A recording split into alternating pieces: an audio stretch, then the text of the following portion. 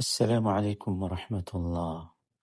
സഹോദരങ്ങളെ, ലൈലത്തുൽ ഖദറിന്റെ രാവിൽ ഞാൻ എന്ത് ചോദിക്കണം എന്ന ആയിഷ റളിയല്ലാഹു അൻഹയുടെ ചോദ്യത്തിന് നബി സല്ലല്ലാഹു അലൈഹി വസല്ലം നൽകിയ മറുപടി നമുക്കെല്ലാവർക്കും അറിയാം. അത് അല്ലാഹുമ്മ ഇന്നക അഫുവ്വുൻ തുഹിബ്ബുൽ അഫ്വ ഫഅഫു അന്നി എന്ന. നമ്മൾ ചിന്തിക്കണം, ഈ ചോദ്യം ആരാ ചോദിച്ചത്? നബി സല്ലല്ലാഹു അലൈഹി വസല്ലമക്ക് ഏറ്റവും ഇഷ്ടപ്പെട്ട ഒരാൾ. ചോദ്യത്തിന് ഉത്തരം പറയുന്നത് ആരാ? അഷ്റഫുൽ ഖൽഖ് സല്ലല്ലാഹു അലൈഹി വസല്ലം. എന്തിനെക്കുറിച്ചാണ് ചോദിക്കുന്നത്? വളരെ ഗൗരവമുള്ള ഒരു വിഷയത്തെക്കുറിച്ച്, ഒരു രാവിനെക്കുറിച്ച്. എന്നിട്ട് നബി പഠിപ്പിച്ചത് ഈ ഒരു വാക്ക് മാത്രമാണ്. അല്ലാഹുമ്മ ഇന്നക അഫുവ്വുൻ തുഹിബ്ബുൽ അഫ്വ ഫഅഫു അന്നി. സഹോദരങ്ങളെ, അപ്പോൾ ബാക്കി ആവശ്യങ്ങളൊക്കെയോ?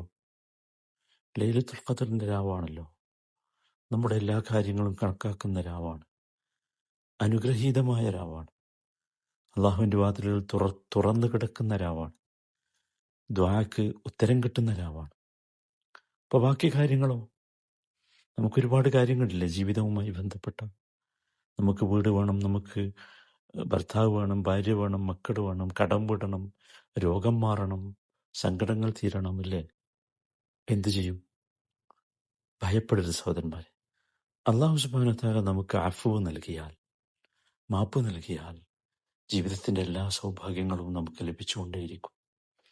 നിങ്ങൾ എന്നോട് ചോദിക്കരുത് എങ്ങനെ എന്ന്.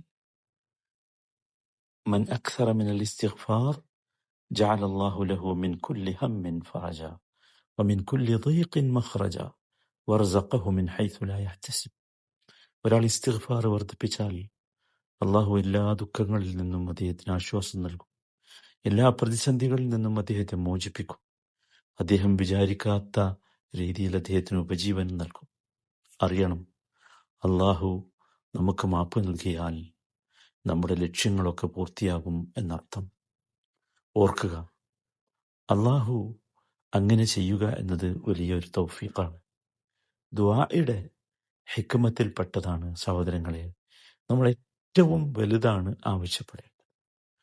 ഏറ്റവും വലുത് നമുക്ക് കിട്ടിയാൽ അതിൻ്റെ താഴെയുള്ളത് പെട്ടെന്ന് കിട്ടുമല്ലോ, അല്ലെങ്കിൽ കിട്ടാൻ അർഹതയുള്ളവരാകുമല്ലോ. ഏറ്റവും വലുത് ഏതാ? അള്ളാഹു നമ്മുടെ പാപങ്ങൾ പുറത്തരിക എന്നതാണ്. അതുകൊണ്ട് തന്നെ ആയിരിക്കണം ഈ പ്രാർത്ഥന ഏറ്റവും പ്രധാനപ്പെട്ട പ്രാർത്ഥനയായത്.